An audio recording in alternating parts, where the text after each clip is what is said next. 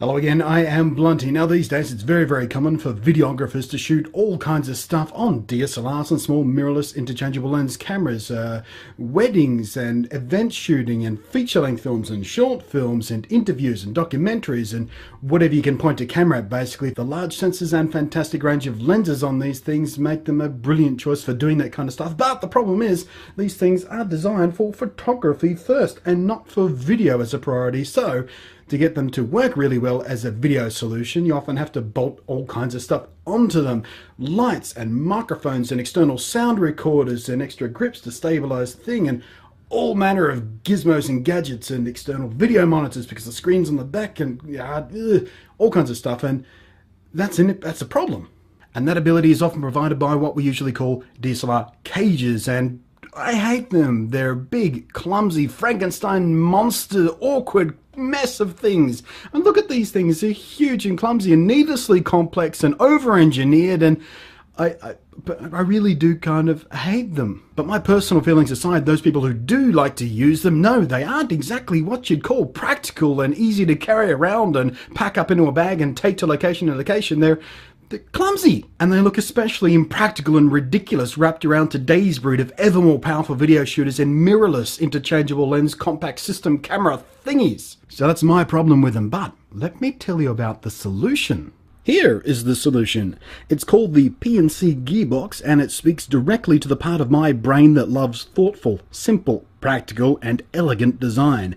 It uses PNC's superbly comfortable pistol grips, which I've previously looked at in a review. The only difference here is they don't have that wide camera supporting platform on the top because they don't need it. The top and bottom plates are riddled with mounting points for any and every bit of gear you could possibly want to cram on there. On top there's a selection of 14 mount points for the standard 1/4-20 screw thread and 9 more threadless 1/4-inch pass-through holes for mounting things like mini ball head mounts or friction arms or hot shoe adapters or over-the-top handles.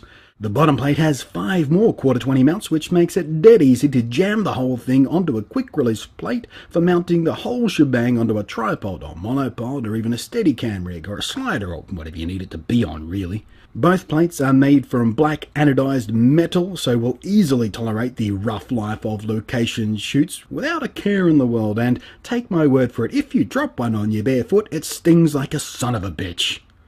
The bottom plate, and I want to send a personal and deeply felt thank you for whoever carved this into the design, has a gap here which lines up perfectly with the battery door for most cameras, which on many of them also houses the memory card. So now switching out a battery and memory card is the work of moments instead of having to de-rig your whole camera to get at it. My favourite part about this rig is it's designed to break down into flat packable components to make it ludicrously easy to travel with and take up the absolute minimum of space in your bags. Annoyingly, the 2 mounting screws for the bottom plate are hex heads, so you need to remember to have the correct Allen key handy. I would much have preferred a standard slot head screw, which is much more MacGyver tool friendly if you happen to misplace the correct tool. A knife or even a coin will do on those. But with Allen keys, you gotta have the right size or you're shit out of luck. But it is a standard thread, so $1 and a trip to a hardware store makes it no issue at all to switch them out for a screw more to your liking if you hate the hex like I do. The camera mounting thread is one of those slot head type ones, but here I'd actually have preferred something that could more easily be finger tightened. But again, it's not hard to switch out for your preferred mount if it's not to your liking. On the other side of the plate there's a couple of non-slip pads to make sure your camera stays pointing in the direction you want it to point into and protect the camera body from direct contact with the bare metal. And if you're a fan of using follow focus mechanisms, there's a kit that comes with a rod adapter and 2 15mm rails to get you sorted out. The GearBox will easily accommodate pretty much every camera out there, even the big blokes like the Canon 5D series, and it comes with a couple of little spacers to give you more vertical room for those bigger bodied cameras.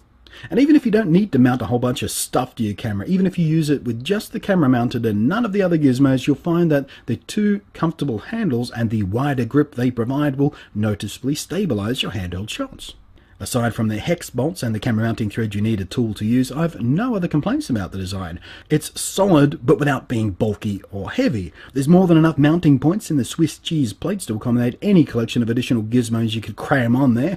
It's been designed with easy portability and quick setup in mind, and its modular nature mean it's super easy to customize or tweak to match it to pretty much whatever you need it to do. On photographyandcinema.com, the GearBox will hit your wallet for $110, or if you get it with the rod and rail kit for your follow focus stuff, it'll cost just $40 more.